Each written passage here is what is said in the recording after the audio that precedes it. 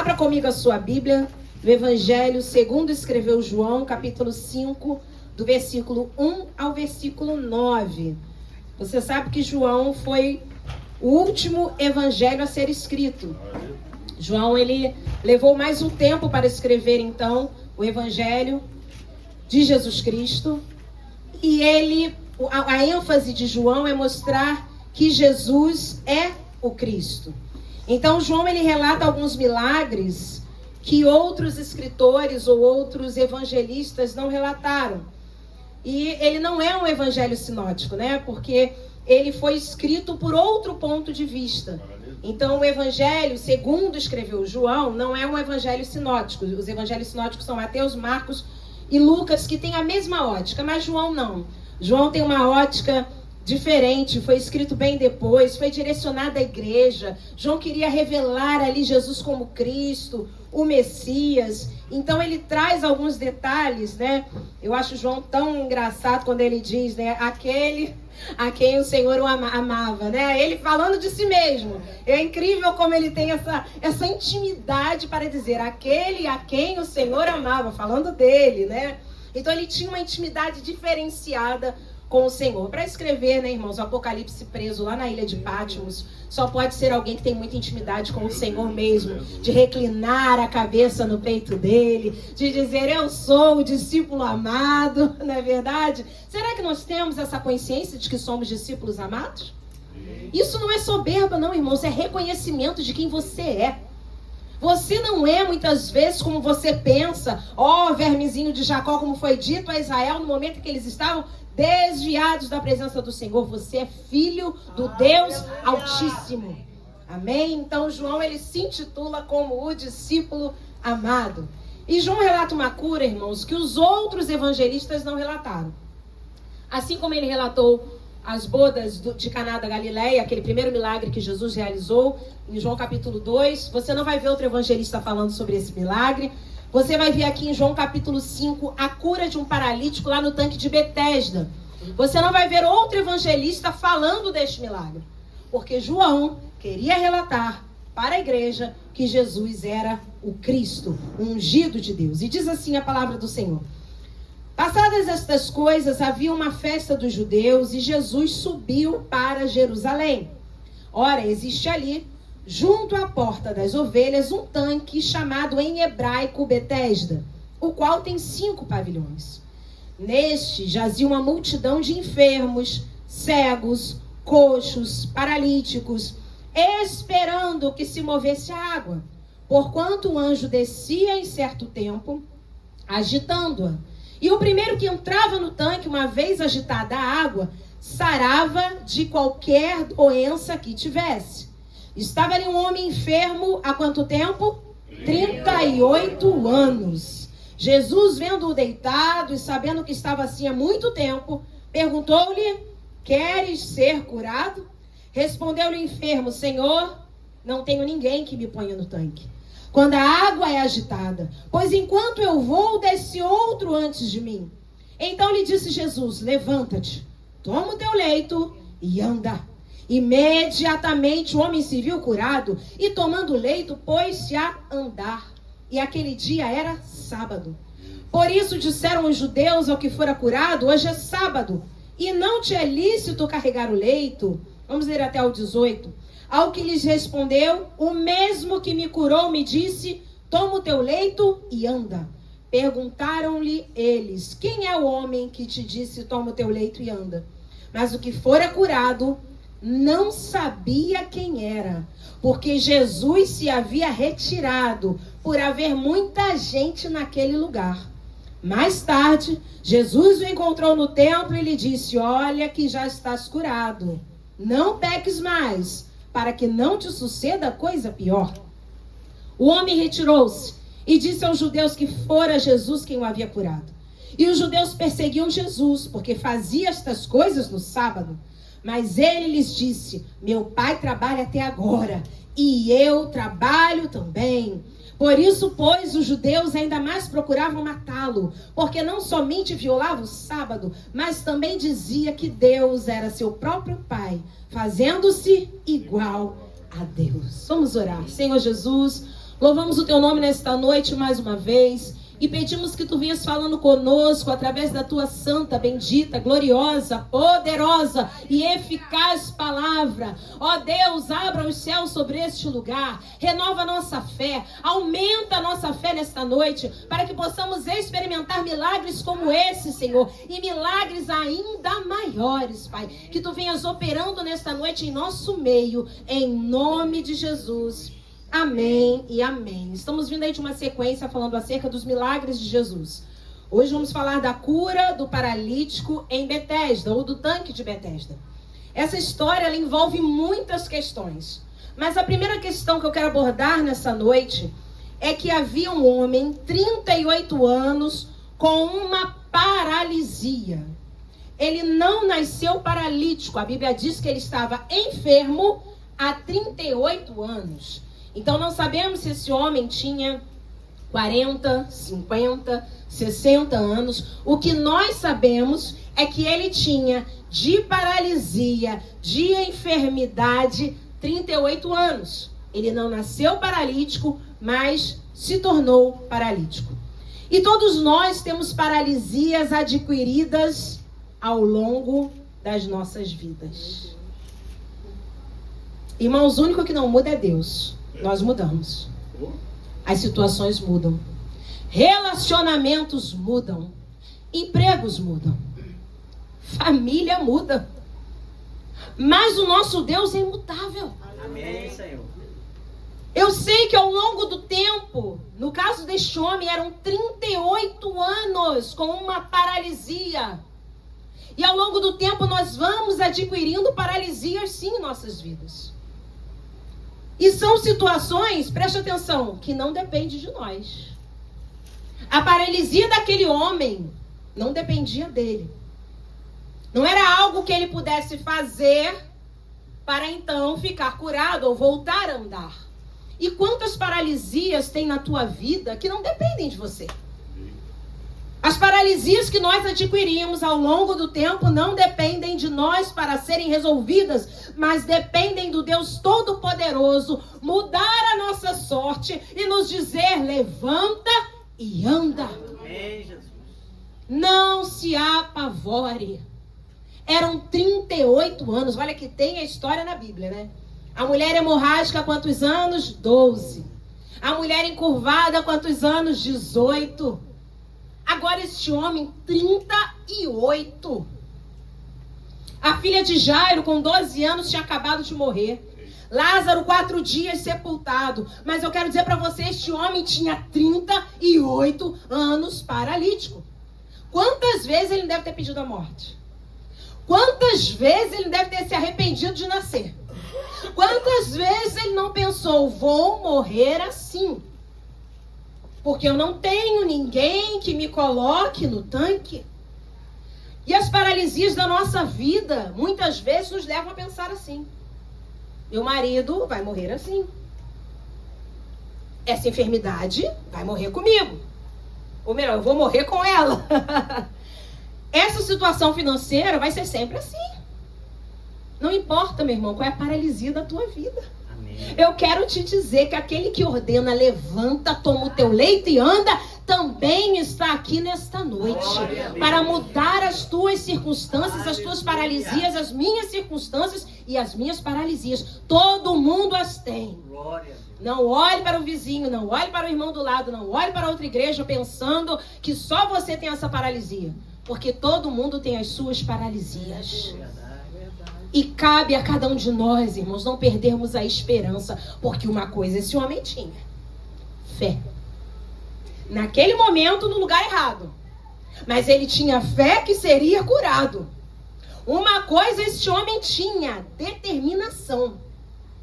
Será que você ficaria morando no tanque de Betesda, esperando alguém te colocar no tanque, onde a água era agitada? E segundo a tradição, quando a Bíblia fala, lá no versículo 4, em certo tempo, é 1 ano, a cada 1 ano, a água era agitada. E o suposto anjo descia, então, e aquele que entrasse na água enquanto ela era agitada, o primeiro a descer era curado. Ou seja, se a água foi agitada hoje, pode esperar para o dia próximo, 9 de março. Só daqui a um ano. Eu quero dizer para você que o nosso Deus está aqui nessa noite, agitando as águas para nós mergulharmos. E Ele vai estar amanhã na tua vida, na tua casa, no teu trabalho. E depois de amanhã também, e na terça-feira, e na quarta e na quinta. Você não precisa esperar o tempo de alguém vir agitar a água para você experimentar o sobrenatural. Ele está aqui, Ele ainda faz e Ele vai fazer, aleluia. Irmãos, esse homem tinha também muitas virtudes. Ele não desistiu. Apesar da paralisia que ele tinha, ele não desistiu.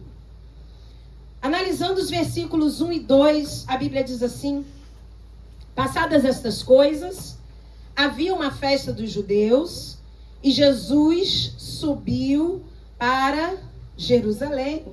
Irmãos, Jesus foi a Jerusalém fazer o quê? Fala comigo, foi para uma festa. Fala mais alto. Jesus frequentava festas. Eu acho engraçado que a internet está aí para as pessoas falarem o que querem. É tanta festa, é festa do dia da mulher, é festa do dia da criança, é festa dos pastores, é festa... Meu irmão, quem instituiu as festas não fui eu, não foi pastor Luiz, nem pastor João, nem o diácono Roberto, foi o próprio Deus. Deus mandou o povo de Israel festejar porque tinham saído do Egito. E o que que veio então? A Páscoa. Amém. Vocês vão continuar celebrando e festejando. Então Jesus veio para Jerusalém porque ele ia para uma festa. Afinal, lembra que ele, lá em Caná ele também foi para uma festa de casamento? Hoje a gente está numa época, irmãos, que as pessoas são antissociais, porque ser social ou sociável dá trabalho. Não importa o que a gente fala, importa o que o outro escuta. Se cumprimenta, a gente é risonho demais, quer aparecer. Se não cumprimenta, a gente é fechado demais, está sempre com a cara feia.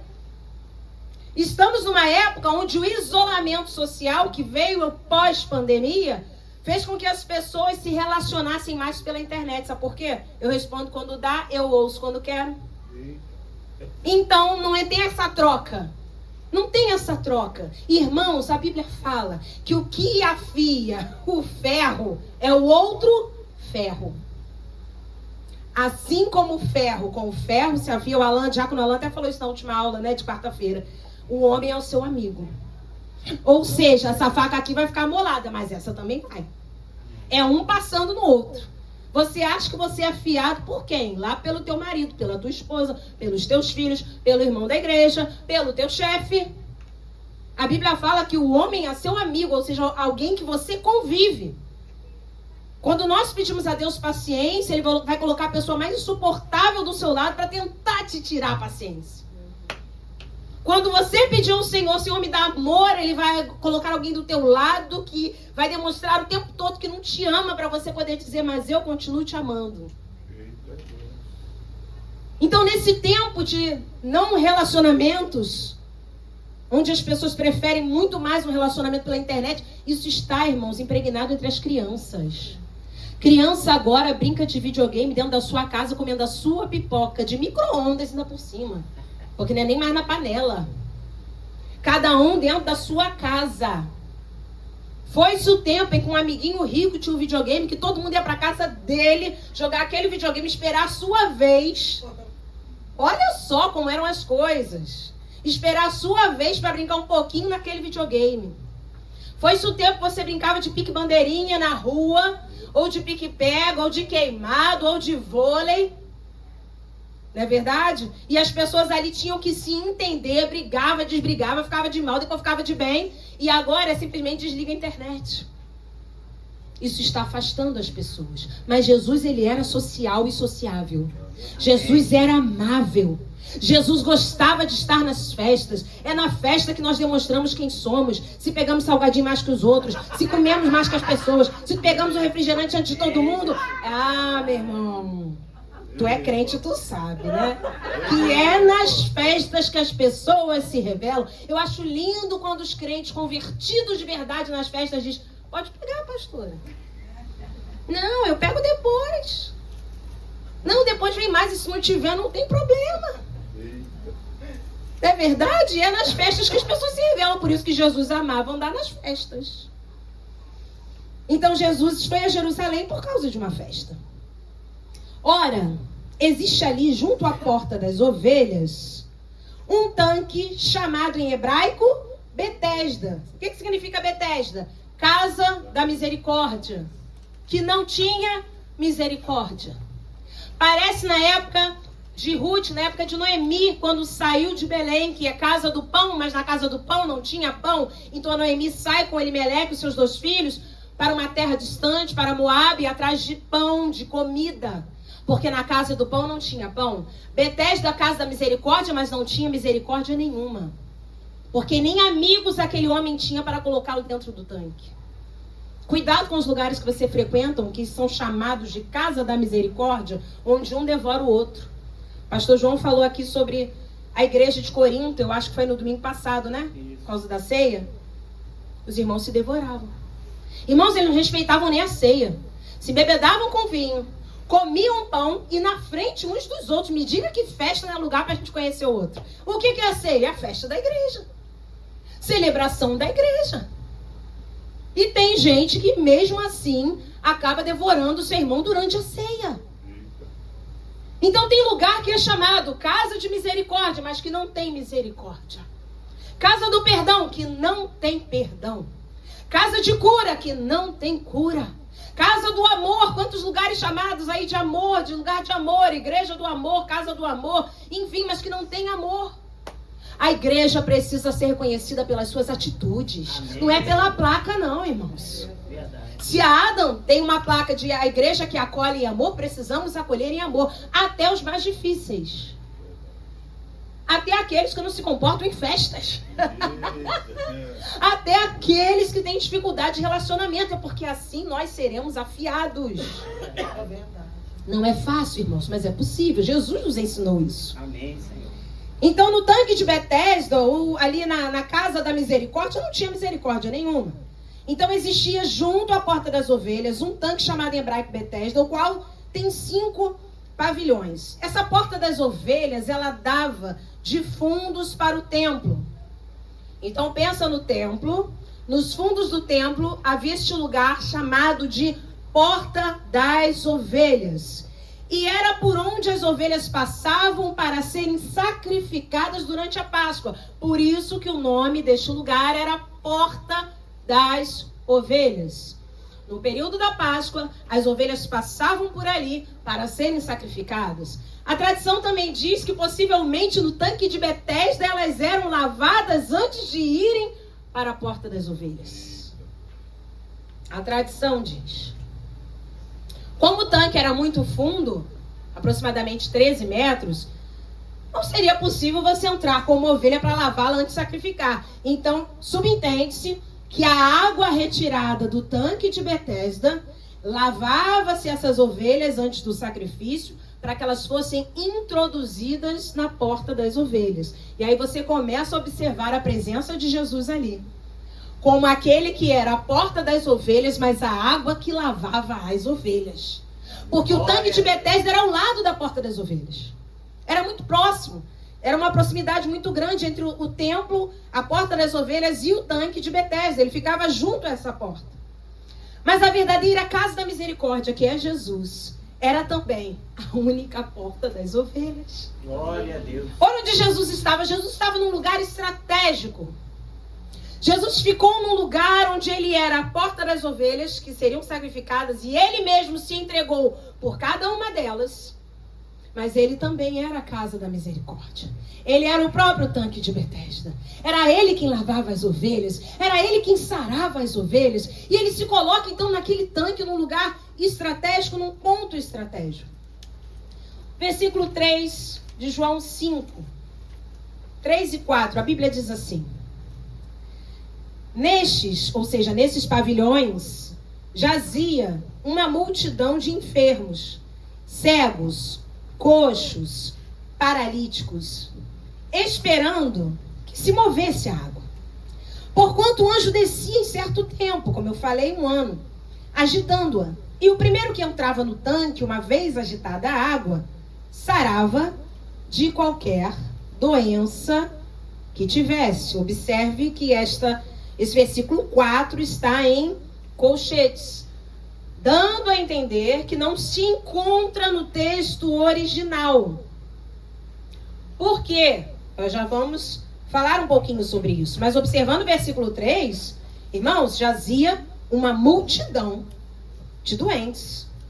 Não eram só paralíticos, tinham cegos, tinham coxos, todo tipo de enfermidade, vai ter pessoas hemorrágicas. O mais interessante é que todos eles tinham algum grau de dificuldade para ir até o tanque. Uma pessoa cega não tinha dificuldade das pernas, mas como é que ela ia enxergar onde era o tanque? Se alguém não a conduzisse. Não é verdade? Uma pessoa surda enxergava e andava. Porém, se antes viesse um barulho para mostrar que aquele anjo estava ali para agitar as águas, ela perderia o momento. Cada um tinha suas dificuldades para chegar até esse tanque. E eu quero dizer para vocês, igreja, nessa noite, que nós temos as nossas dificuldades para recebermos os milagres. Temos, porque nós temos deficiências humanas. Às vezes a nossa fé está lá em cima, às vezes a nossa fé está lá embaixo. Às vezes você pensa, eu tenho certeza que em breve eu estou vivendo um milagre. Mas às vezes você pensa, meu Deus, eu acho que isso não é para mim. São as nossas deficiências nos limitando a chegar no tanque. São as nossas deficiências dizendo, você não tem ninguém para te colocar no tanque. Mas eu quero te dizer que Jesus não precisa de ninguém para fazer milagres. Geralmente, os nossos milagres passam por pessoas, mas Jesus não precisa de pessoas para fazer milagres. Eu vou repetir, geralmente os nossos milagres passam por pessoas. Deus pode usar um médico, Deus pode usar um advogado, Deus pode usar um pastor, Deus pode usar um engenheiro, mas eu quero te dizer que Ele não precisa de pessoas para fazer milagre. É verdade. Ele não precisa. Aleluia. Uma multidão de enfermos moravam naquele lugar, esperando um anjo mover as águas e alguém que os ajudasse a ir até as águas. Irmãos, que lugar era o tanque de Betesda? Volto a dizer, de misericórdia não tinha nada. É como você sair daqui hoje e visitar um hospital. Um lugar onde a esperança muitas vezes está indo, a morte está chegando. E poucos são visitados. Era um lugar injusto, não era? Pensa nisso. Era um lugar de injustiça. Porque quem chegava primeiro nas águas não era quem tinha mais fé. Era quem tinha mais amigos. Quem tinha menos dificuldade de locomoção. Então, nos dias de hoje, seriam para as pessoas mais influentes na sociedade. Seriam para os mais ricos. Talvez você e eu, sabe o que nós faríamos? Contrataríamos uma pessoa para ficar ali 24 horas do nosso lado, coladinho na boca do tanque. Uma cuidadora que pudesse nos colocar dentro da água quando o anjo viesse e agitasse a água. Mas nós não precisamos disso. Aquele que nos guarda não dorme. Aquele que nos cura não precisa de anjo, de água, de pavilhão, de pessoas e de amigos. Ele faz quando Ele quer. E apenas com uma palavra Ele muda a nossa história. Aleluia. Irmãos, como eu falei, o versículo 4 ele se encontra em colchetes, determinando ou indicando que esse texto não estaria, talvez, no original. Esperando que se movesse a água, porquanto o anjo descia em certo tempo, agitando. Aí o primeiro que entrava no tanque, uma vez agitada a água, sarava de qualquer doença que tivesse. O que eu percebo aqui é que esse local era um local, um misto de misticismo. Fé no lugar errado. Revelação também de verdadeiros amigos. Lugar de frustração. Então, pastora, esse anjo existia? Isso acontecia? Vocês já viram pessoas dando testemunho de que foram curadas em lugares errados? Não sei se vocês estão entendendo. Vamos lá. Vocês já viram testemunhos de pessoas que ficaram curadas em lugares errados? Amém. Fé no lugar errado. E as pessoas vão lá e dizem, eu fui curada no dia tal, que passou aquela... assim, todo mundo carregando. Eu fiquei curado. Deu para entender, né? Eu sou um pouquinho boa atriz, mas acho que deu para entender, né? Oh, humildade. Quantas vezes as pessoas dizem, eu fiquei curado. Isso aqui, irmãos, não era Deus. Era misticismo. Era fé no lugar errado. Mas o mais triste, pastor Luiz, no meio dos judeus. Judeu acreditando nesse tipo de coisa. Mas sabe por quê? Influência romana. Haviam, ali perto do tanque de Betesda, os romanos que dominavam Israel naquele tempo. Eles não eram livres, eles eram como se fossem escravizados, dominados pelo Império Romano. E os romanos tinham ali, olha como é que é a coisa. Os romanos tinham ali perto alguns pavilhões com água. E o Deus que eles acreditavam que era o Deus da cura, ele descia naqueles tanques para curar os romanos. E os romanos eram pagãos. Eles acreditavam em vários deuses, múltiplos deuses. Então eles tinham um Deus para cura, um Deus para tosse. Eles tinham um Deus para espirro. Eles tinham um Deus para quem quebrava o pé. Eles tinham um Deus que melhorava casamento. Eles tinham um Deus para filho. Eles tinham um Deus para tudo. Para plantação, para o amor. Eles tinham um Deus para cada coisa. E o Deus da cura, ele visitava esse tanque que os romanos construíram ali, pertinho do templo. Então, o que os romanos faziam? Vamos entrar nas águas porque seremos curados. O que os judeus fizeram? Eles têm o Deus, se eu não me engano, Aréclito ou Acrélito, alguma coisa assim, era um nome bem estranho mesmo. Nós temos um anjo. Será que lá no tanque de Betesda a gente entrar, não vem um anjo do Senhor e agita as águas? E o que está acontecendo hoje nas igrejas? É a mesma coisa. Eles só não dão esse nome esquisito lá pro Deus. Mas continua, a segunda é a segunda do anjo tal. A terça é a terça do poder verdadeiro. A quarta é a quarta do descarrego. A quinta é a quinta que tudo pode. A sexta é a sexta. Olha, irmãos, é coisa. É cada coisa. Só mudou o lugar. Os judeus olharam para os romanos e falaram, se eles são curados, nós também podemos ser. Deus pode enviar um anjo para agitar as águas. Como eles não queriam botar o nome de um Deus, eles botaram um anjo. Quantas igrejas, irmãos, colocam o anjo no lugar errado? Acreditam que anjo cura. Quero dizer para vocês que anjo não cura. Acreditam que anjo liberta. Anjo não liberta. Anjos são ministros de Deus. É o Senhor quem dá ordem aos seus anjos a nosso respeito. Lembra de Sodoma e Gomorra? Tanto para juízo quanto para livramento. Lembra de Sodoma e Gomorra? Deus mandou um anjo naquele lugar para destruir aquele lugar.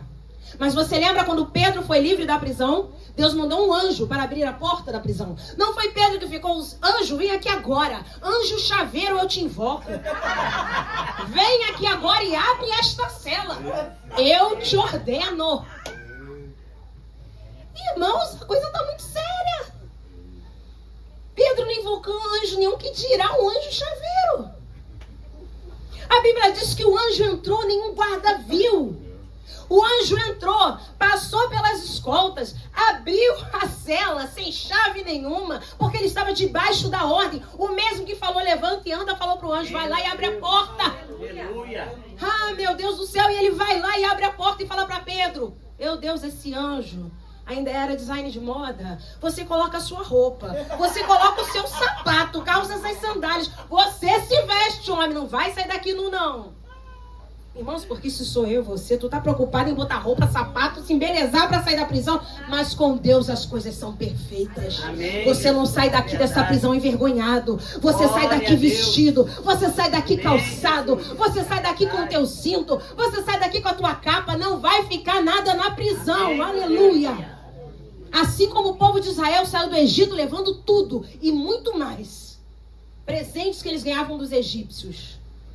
Eu quero te dizer que você vai sair do tanque de Betesda completamente curado. Não vai ficar nada de fora. Aleluia. Aleluia. Glória a Deus. Então a gente entende que o tanque de Betesda era um lugar errado. Fé no lugar errado.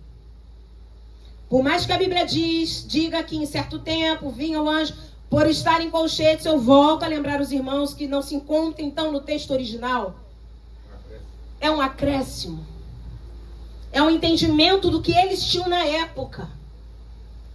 E aí vem o versículo 5. Estava ali um homem enfermo, havia 38 anos. Este homem esperava o anjo. Este homem esperava as águas se moverem. Esse homem tinha fé no lugar errado. Não tenha medo de sair dos lugares que Deus já mandou você sair. Não tenha medo, não. Imagina esse homem, eu tô há 38 anos aqui. Eu não vou sair daqui se não for através do anjo. Meu irmão, acho bom você mudar de ótica. Eu não vou sair daqui porque Deus vai ter que se revelar a mim. Tu tá vendo que a coisa tá pegando fogo naquele lugar. Frustração. Um devorando o outro. Gente te traindo. Tu não tem um amigo para te colocar nas águas. Você diz, mas eu nasci aqui, vou morrer aqui. Eu não sou Gabriela. Mas você vai ficando com aquela mentalidade. Não, eu sou daqui. Eu não posso fazer isso. Eu aprendi que isso aqui é o certo. Eu aprendi a guardar o sábado nessa igreja. Mas eu aprendi que aqui a gente tem que botar o véu na cabeça para orar. Meu irmão, se esse lugar não é casa de misericórdia, sai, escapa pela tua vida. Esse homem só saiu do tanque de Betesda porque se encontrou com Jesus. Glória a Deus. Tem muito lugar que se diz casa de misericórdia, mas Jesus não está lá, não. Já saiu, talvez nunca tenha entrado. Mas a gente se apega. Não, a gente tem mais temor do homem do que a Deus. Não vou fazer isso com o meu líder. Não vou fazer isso, é traição. Eu não vou abandonar, irmãos, traição. Traição, acho que você não sabe o que é traição. Acho que você não sabe o que é trair alguém. Trair alguém é quando você promete ser fiel e leal àquela pessoa até a morte e não ocasionar nada a ela que venha prejudicá-la. Mas o que eu estou falando é para você escapar pela tua vida, pela tua casa, pela tua família, pela tua salvação. Quem vai te levar para o céu não é o pastor João, não é a pastora Fernanda, não é o pastor Luiz, não é o seu líder. Quem vai te levar para o céu é Jesus. Amém. O teu casamento é com Jesus, não é com a igreja, não é com o pastor. O dia que a irmã Rosa se mudou para Barra, né? Ela veio aqui, ela se despediu, ela falou que ia se congregar em outro lugar, porque aqui ficava longe para ela. E nós a abençoamos, porque a irmã Rosa não é ovelha nossa, não está debaixo da nossa cobertura espiritual, como dizem por aí, não. A cobertura espiritual que ela está é debaixo do Senhor, a cobertura do Senhor. É outro misticismo. Vocês estão debaixo da minha cobertura espiritual. Que pastor é esse que tem essa autoridade? Porque eu não conheço. Isso não é bíblico. Vocês não estão debaixo da cobertura espiritual de pastor nenhum. Vocês estão debaixo da cobertura espiritual do Senhor. Porque até os pastores são ovelhas do Senhor. O que os pastores fazem, segundo Lucas 15? Guiam a ovelha. Protegem a ovelha e resgatam a ovelha. Amém. Ponto. Cobertura espiritual vem de Deus. Então ela foi, nós a abençoamos, despedimos, choramos. Depois ela voltou. Ela veio morar aqui de novo, voltou pra cá de novo. Agora imagina, minha Rosa saiu. Vou até apagar o zap dela. Quero nem mais ver, vou deletar. Porque eu não quero nem mais ver. Como é que pode sair da igreja? Deus não mandou, vai ver, vai quebrar a perna, vai acontecer isso, vai cair. Isso é mais comum do que a gente pensa. Vai ver, vai ter câncer. Vai ver, vai acontecer isso. Vai ver, o marido vai largar. Irmãos, o que é isso? Pastor é feiticeiro agora. Que coisa é essa que deseja um mal para o outro? Ficamos tristes pela sua ausência, mas a abençoamos. O Senhor orientou e ela voltou a morar aqui pertinho de novo. Foi dela com Deus. Por isso foi recebida novamente de braço. Agora imagina, se a gente deleta, deixa de falar, passou na rua, vira a cara que é a irmã Rosa que saiu da igreja. Tu acha que ela ia voltar pra cá? Bebê. Aí vira a cara. Oi, irmão.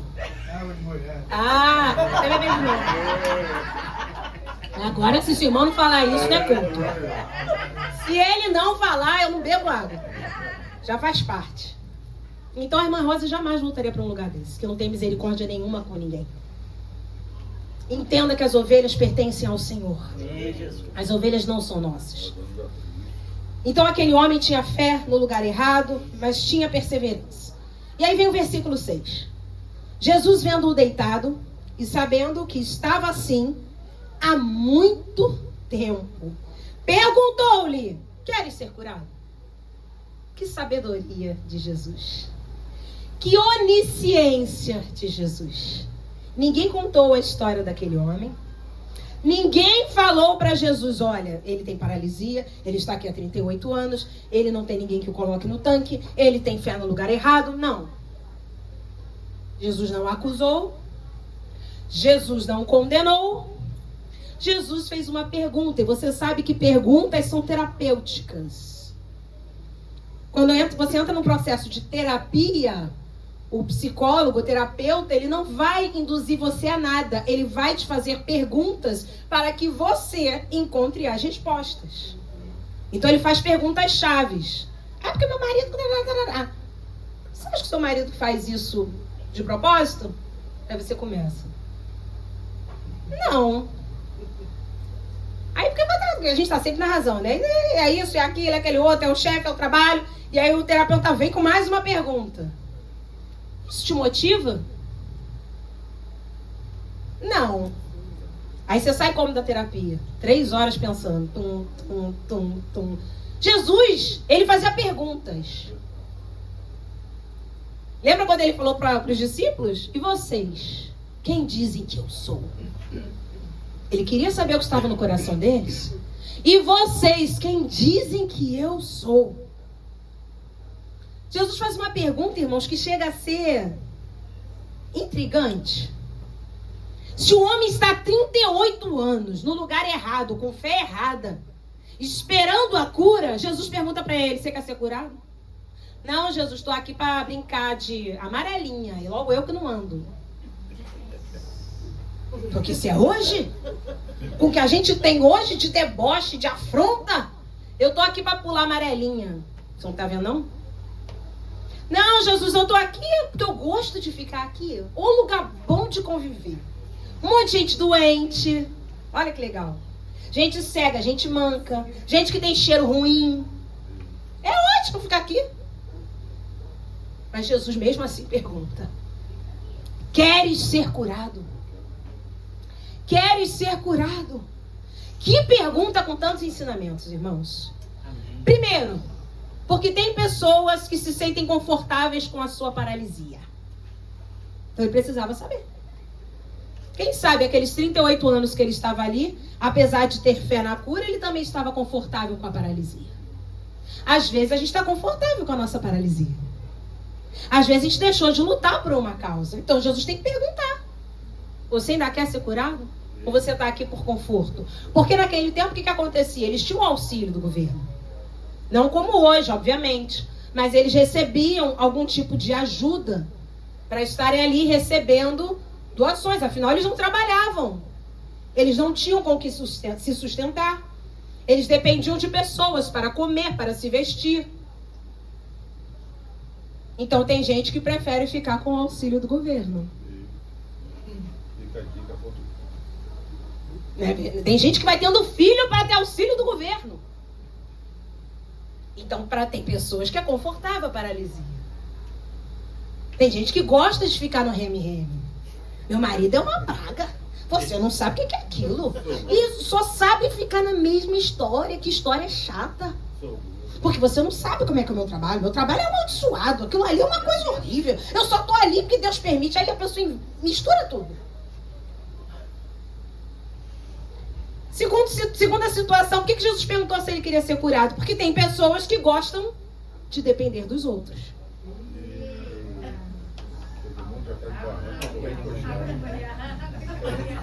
Nem deu tempo, né? Nem quis falar nada. Quero que o mundo é pé de barranco para correr encostado. Tem gente que gosta de depender. Eu ficar vendendo bala no sinal é ruim.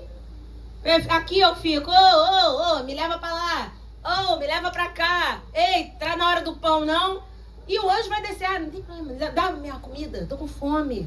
Não quer nem mais saber se vai vir antes, se não vai. Ele tá ali confortável, porque é bom depender dos outros. Tem gente que gosta. Eu não suporto. Mas às vezes eu sei que é necessário e Deus nos ensina. Mas depender, tem gente que gosta, irmão, de depender. Tem gente que se vitimiza. Aliás, é o terceiro ponto que eu já tenho que falar. Tem pessoas que gostam de se vitimizar. Você percebeu que esse homem deu uma vitimizada? Não sei se vocês perceberam, mas ele deu uma vitimizada. Tem pessoas que também, presta atenção, isso é crucial, não querem a responsabilidade que o milagre traz consigo. Ou seja, menino não, né? 38 anos doente, bota aí que supondo que ele ficou doente com pelo menos 10, 48, um jovem menino. Você quer ser curado? Porque tu vai trabalhar. Você quer ser curado? Porque você vai sair daqui. Vai pagar imposto. Vai se relacionar com pessoas. Vai parar de ser o ajudado para ajudar. Você vai ter que ir para o hospital visitar pessoas. Você vai para o púlpito dar testemunho, Isabela, do que Deus fez na tua vida. Você quer ser curado ainda assim? Vai pagar o preço? Irmãos, tem milagres que trazem consigo uma responsabilidade tremenda. Ah, eu quero um ministério pastoral porque eu acho lindo. Quem te contou isso? Dura quando me pediste. Ai, o que eu quero... Irmãos, outro dia, acredite. Eu vi uma seguidora da pastora Helena Raquel que escreveu assim: pastora, quero abrir uma igreja. Logo para Helena Raquel.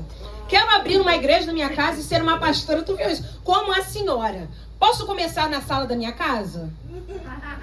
Ela, como é bem sábia, ela só fez uma pergunta. Querida, você sabe o que é chamado ministerial? E não respondeu mais. Quero ser uma pastora como a senhora. Posso começar abrindo uma igreja na minha casa? Meu Deus do céu, irmãos. Você não acredita que as pessoas ainda pensam assim. Mas existem pessoas que pensam assim. Ah, eu quero um grande milagre, que é o casamento. Tu tá preparado pro casamento? Ou depois vai ficar orando: Jesus, prepara e leva. Ai, esse homem tá insuportável. Essa mulher que eu não aguento mais de tanto que fala. Eita Deus. Namoro, noivado e casamento trazem consigo as suas responsabilidades. É um milagre, ainda mais nos dias de hoje. É um grande milagre o casamento. Somente se encontrar um homem bom por aí, cheio do Espírito Santo, segura. Se é de Deus, segura, meu filho, porque tá ficando difícil. As brincadeiras à parte, o milagre do casamento traz consigo responsabilidades. O milagre do casamento traz consigo a responsabilidade de ambas as partes, não é só da mulher. Essa história que a mulher sabe edifica a sua casa. Sim, ok, o homem como sacerdote lidera. Então são os dois, é 50% de cada um. Homens e mulheres, quando pedem o milagre do casamento, precisam estar preparados para esse milagre. Aí eu acho tão lindo ser mãe. Tá preparado para nunca mais dormir na vida? Mesmo depois de 20 anos? Esses dias a Ana Clara ficou igual a minha, atacada da sinusite. E a gente dormindo num quarto só, claro, para poupar a luz para do ar-condicionado. Cada tossida que ela dava, miséria. O João chegava a fazer assim na cama. Incrível. Uma tosse. Aí a gente vira para um lado, vira para o outro. Aí ele ainda faz. Ana, você tá coberta. Ana, você tá de meia manga. Então é lindo ser mãe, é lindo ser pai, mas está preparado para esse grande milagre? Para a responsabilidade que esse milagre vai te trazer? E não estou falando aqui de coisas maravilhosas, casamento é bênção, estou te assustando não. Eu já vi pessoas receberem esse tipo de milagre e depois amaldiçoarem o milagre. Eu falei aqui há pouco tempo. Queria tanto um filho, depois o filho é uma peste, é uma praga. O filho dá muito trabalho, gasta muito. Queria um marido ou queria uma esposa, a esposa fala demais porque a mulher é isso, porque a mulher é aquilo. Meu Senhor, quer tanto uma porta de emprego, o emprego chega, volta a dizer: o trabalho é um problema, o chefe é um problema, o salário é um problema, o plano de saúde é um problema.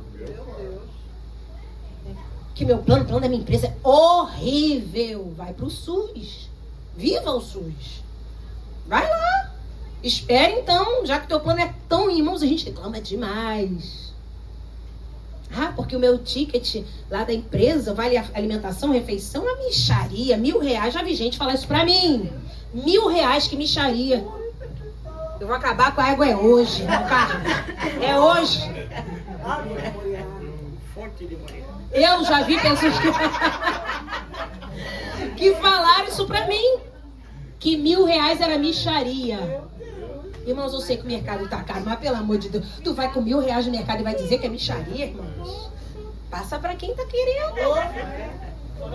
Então esses milagres que você pede, pensa hoje: eu estou preparada para receber? Irmãos, tinha uma época que eu falava: Senhor, como eu quero pregar em outros lugares. Ah, Jesus, como eu quero isso, só me leva. E eu vi que eu não estava preparada se eu me ouvisse naquele tempo. Milagres trazem consigo responsabilidades que às vezes não estamos prontos para receber. Então essa pergunta de Jesus foi maravilhosa. O versículo 7 diz assim: respondeu-lhe o enfermo: Senhor, não tenho ninguém que me ponha no tanque. Peraí, qual foi a pergunta, Andréia? Queres ser curado? Olha a resposta dele, irmão Carlos. Senhor, não tenho ninguém que me ponha no tanque quando a água é agitada, pois enquanto eu vou, desce outro antes de mim. Ô, vitimismo. Jesus não perguntou isso, meu filho. Só para contar a tua história toda de vida. Jesus só perguntou: você quer ser curado? Mas ele tinha que se vitimizar. As meninas do Clube do Livro sabem que a gente aprendeu com o livro Divinamente, com o pastor Jonatas, que o lugar de vítima é o mais confortável, lembram? É aquele que você fica só na defesa. Foi o que ele fez. Eu não tenho ninguém que me coloque no tanque, porque quando o anjo vem, vem outro antes de mim, todo mundo passa à minha frente, eu fico sempre para trás, porque eu não tenho amigos. Porque eu penso, por que esse homem não tinha amigos? Por que ele ali há 38 anos não tinha ninguém que o colocasse no tanque? Será que ele era fácil de se lidar? Será que ele era reclamão? Ô, não me pega assim não. Ô, peraí, tá machucando. Gente, ajudar a gente é chato. É só misericórdia divina. Peraí, olha aí o que você tá fazendo. Que tem gente que tá sendo ajudada e tá reclamando. Olha aí, essa minha perna não pode mexer assim não, você não tá vendo? Aquele vai passar mal. Mas é verdade. Irmãos, estou falando de coisa do dia a dia. Tem gente que está sendo ajudado, mas está reclamando. Por que o paralítico que desceu pelo telhado tinha 4 amigos que carregaram a sua maca, abriram o telhado, desceram com o homem? E esse aqui não tinha um para colocar no tanque de Betesda? Por que aquela viúva do profeta, quando precisou de vasilhas vazias, o profeta Eliseu falou para ela: vai pedir aos seus vizinhos? E ela não tinha problema com o vizinho. Então ela pôde bater na porta de um: Dona Maria, me preste 2 vasilhas. Seu Carlos pode me emprestar 10. Oi, Dona Suzana, pode me emprestar 5. Porque ela tinha boa convivência com as pessoas. Para de arrumar quizumba no seu condomínio, irmão. Para de arrumar problema na sua rua. Para de não cumprimentar o porteiro. Só passa lá de cara feia. Depois: chegou alguma encomenda pra mim? Se chegar, ele vai dizer não. Aleluia. Que tem gente que só é simpático quando precisa.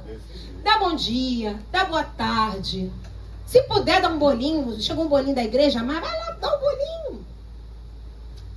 A gente nunca sabe quando vai precisar das pessoas. Não é possível que esse homem, 38 anos morando ali, não tinha amigos. Boa coisa ele não era. Era uma pessoa difícil. Era uma pessoa reclamona. Era uma pessoa que, mesmo sendo ajudada, ela murmurava. Você vê que Jesus faz uma pergunta, o homem só se vitimiza.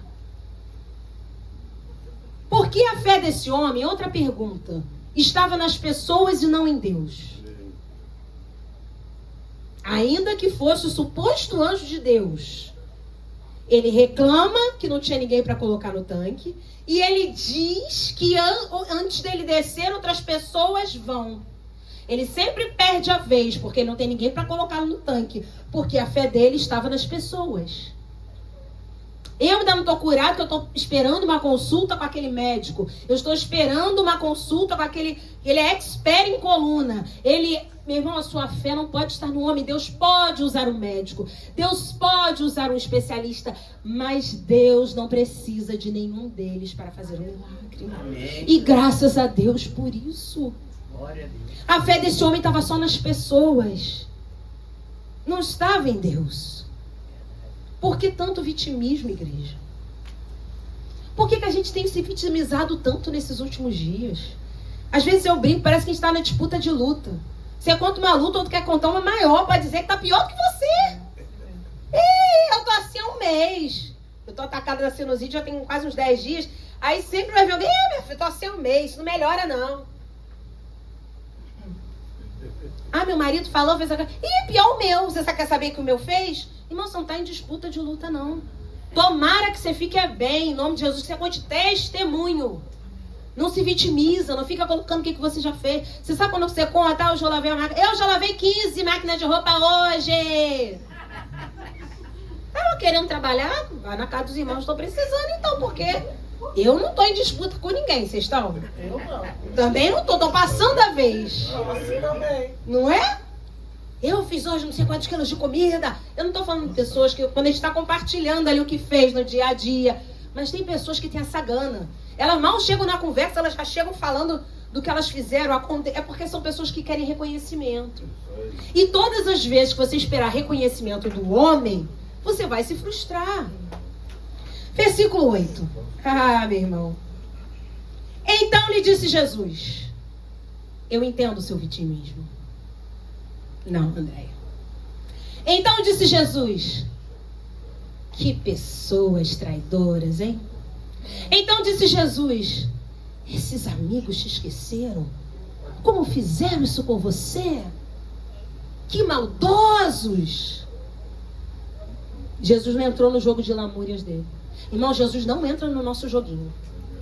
Para de fazer oração de joguinho com Deus.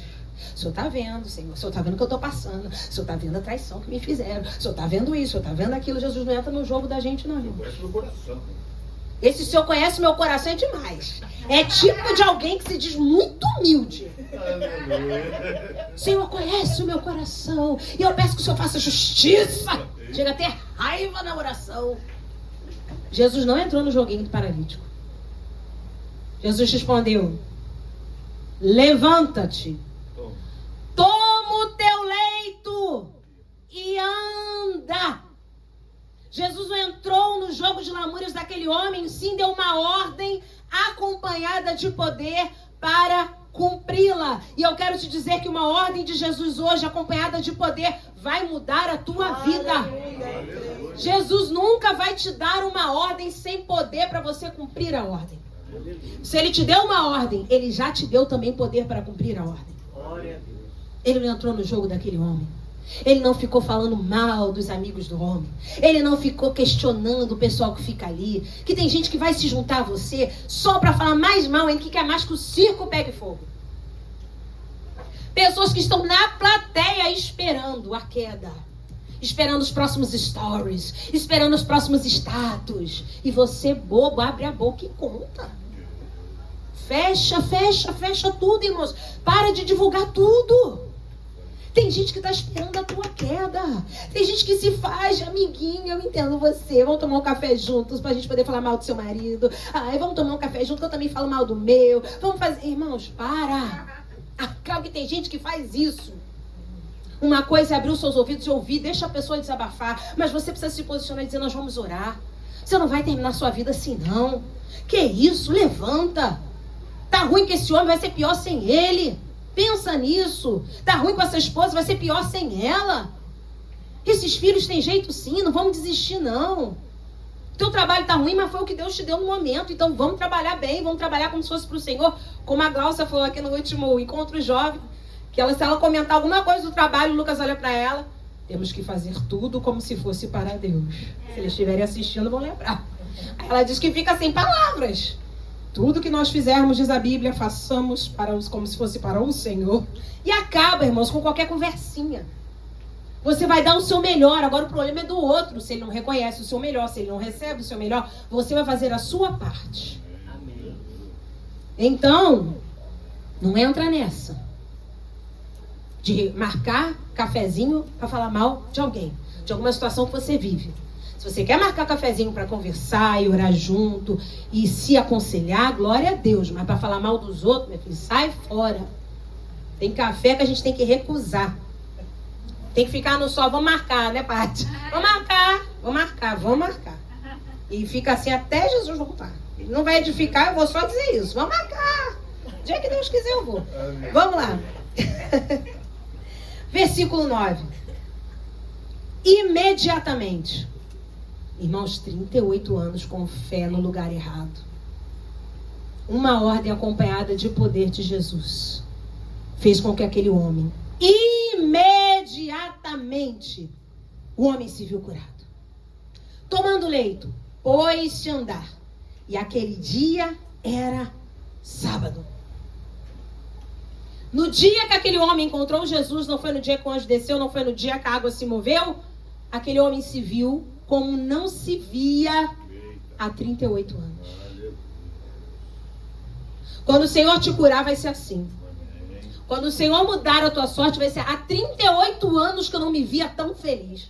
Há 38 anos que eu não vi essas pernas fazerem esse movimento. Há 38 anos que os meus exames deram zerados, que não davam zerados e agora deram. Há 38 anos que eu não via tanto dinheiro na minha conta. Meu irmão, quando Jesus muda é assim, é imediatamente.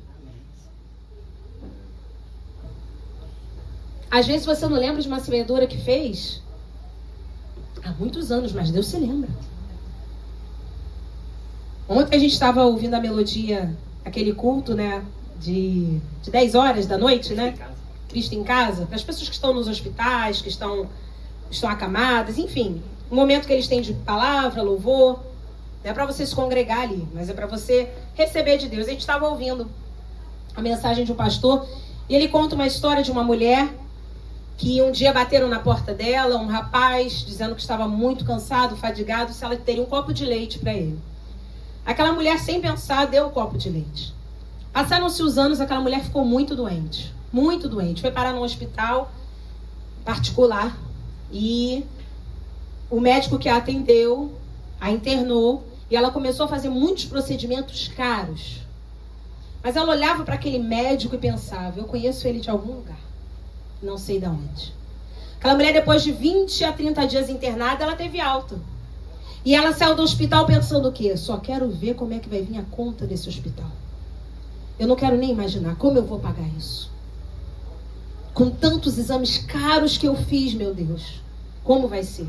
E quando chega a fatura do hospital, a fatura veio escrito que a dívida dela estava paga. Paga, sabe como?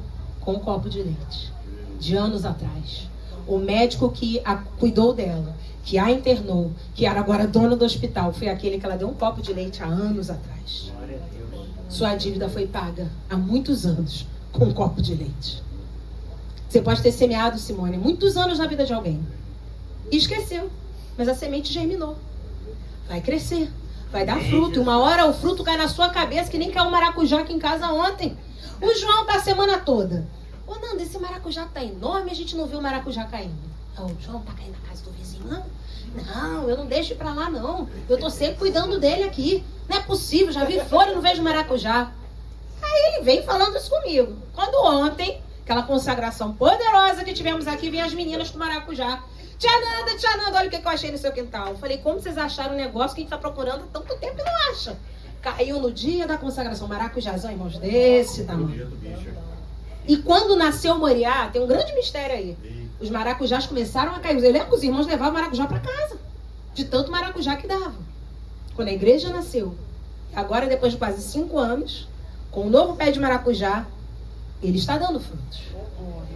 A gente semeia, rega, vê crescer. E às vezes não vê o fruto, mas uma hora ele cai na tua cabeça. Uma hora uma criança pega e te mostra o fruto, irmão Carlos. Uma hora, irmã Valdete, alguém vai chegar e falar aqui o fruto, ó. Você não tinha visto, não? Já tá até aqui, toma. É seu. Foi o que as meninas fizeram. Pense que o que você semeia, você vai colher. Não esqueça disso. Glória a Deus. O que você não via há tanto tempo, agora você vai ver. Aquele homem se viu curado. Se veja curado hoje, igreja. Amém, Senhor. Nesse momento, aproveite que a tua fé está sendo ativada. Feche os seus olhos e comece a se ver curado. A conta que está zerada, ela agora com vários dígitos positivos. Aleluia. Comece a ver aquele marido transformado. Isso é fé. Se veja curado. Aquele homem se viu curado. E tome o teu leito. A fé te leva a uma nova atitude. Antes, quem carregava o homem? O leito. Não era uma cama como você pensa hoje, não era um tipo de esteira rústica, que eles chamavam de leito. Então, uma pessoa paralítica, ela era carregada, na verdade, com essa esteirinha. Agora, a esteira que carregava aquele homem será carregada por ele. Só que tinha um porém. Sábado não era dia de carregar nada. Os legalistas continuavam observando o sábado, que funcionou no tempo de Moisés, no tempo do povo de Israel, no tempo da lei, mas Jesus aboliu isso, e naquele tempo não se deveria carregar nada no sábado, nenhum tipo de peso. Mas o mesmo Jesus que falou, levanta-te, foi o Jesus que falou, pode carregar o teu leito Glória a Deus. e anda. Você e eu precisamos, irmãos, a ter novas atitudes. Ah, mas hoje não é dia. Ana Clara, eu falo, pastora Ana Clara, ó. Ana Clara falou aqui ontem. A gente quer coisas novas sem fazer coisas novas. Irmãos, temos que inovar. Tem um grupo de irmãs aí que, glória a Deus, está orando na madrugada. Alcançar essa graça. Então lá, ainda me manda mensagem, 3:30 da manhã. Tudo bem que só vejo quando eu acordo, né? Mas tá lá, 3:30. Tem uma irmã que está com as irmãs dela de sangue orando, com mais uma irmã da igreja. Deus colocou esse propósito no coração delas. Vão ver coisas novas. Amém. Ah, eu nunca fui de orar meio-dia. Lembra da minha oração de Daniel? Eu e o pastor João fazemos até hoje. 3 vezes ao dia. No dia que eu li que Daniel orava 3 vezes ao dia, eu falei, eu vou passar a orar. E o horário mais difícil é o da tarde. De manhã é fácil, de noite é fácil. Mas à tarde, irmãos...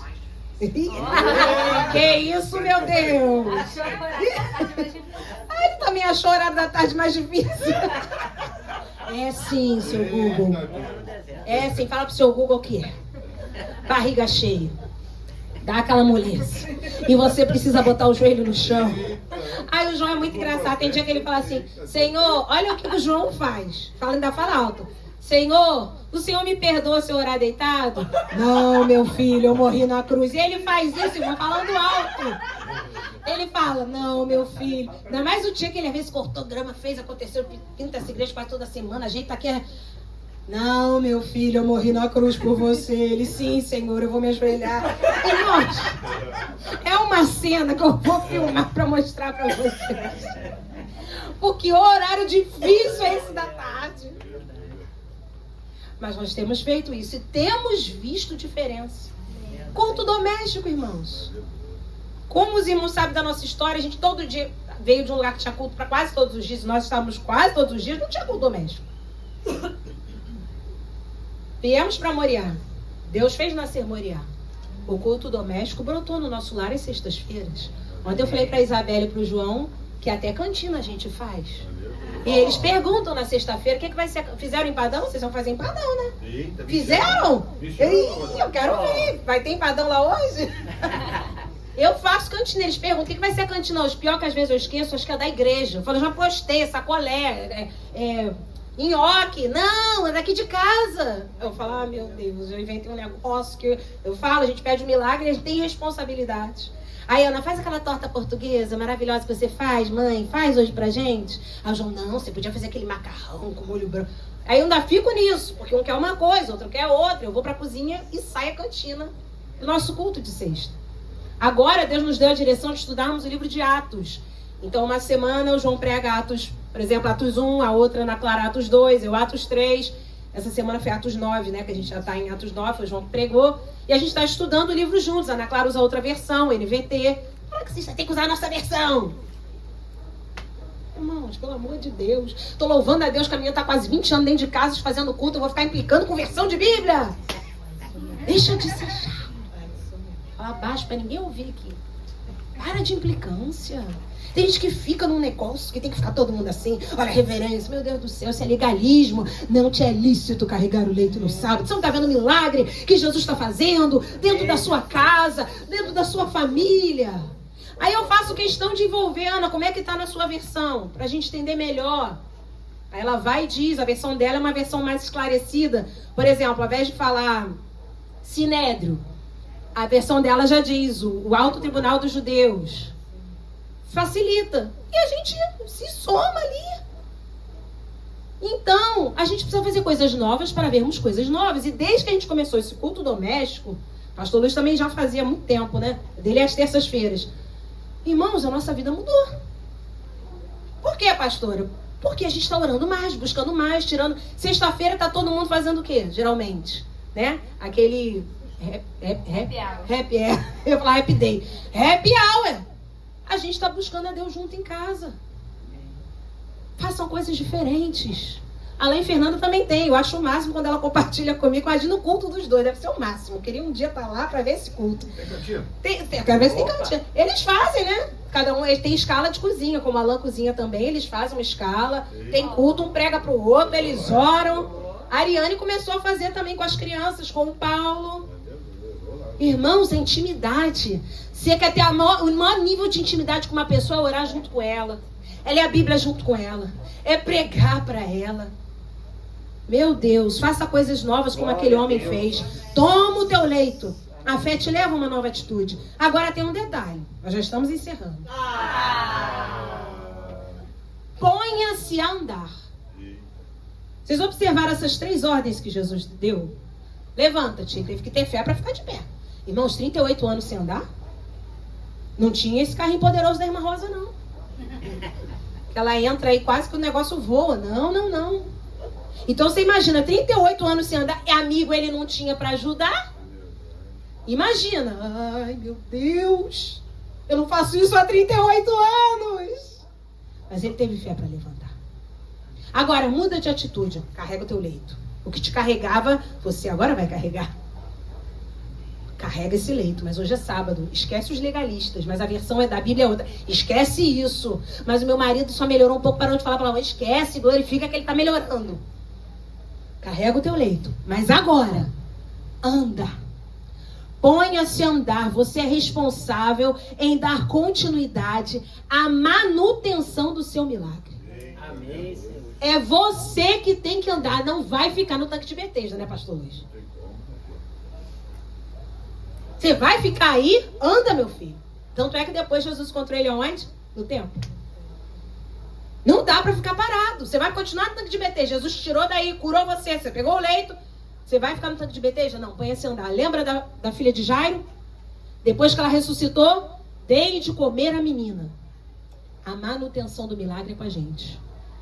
Quem tem que dar de comer a menina são os pais. Quem tem que andar é aquele que um dia foi paralítico. Amém. Temos que sair do lugar do comodismo. Porque os legalistas, irmãos, versículos 10 e 11, por isso disseram os judeus ao que fora curado, hoje é sábado e não te é lícito carregar o leito. Ao que lhes respondeu, o mesmo que me curou me disse, toma o teu leito e anda. Irmãos, legalista não está nem aí para milagre.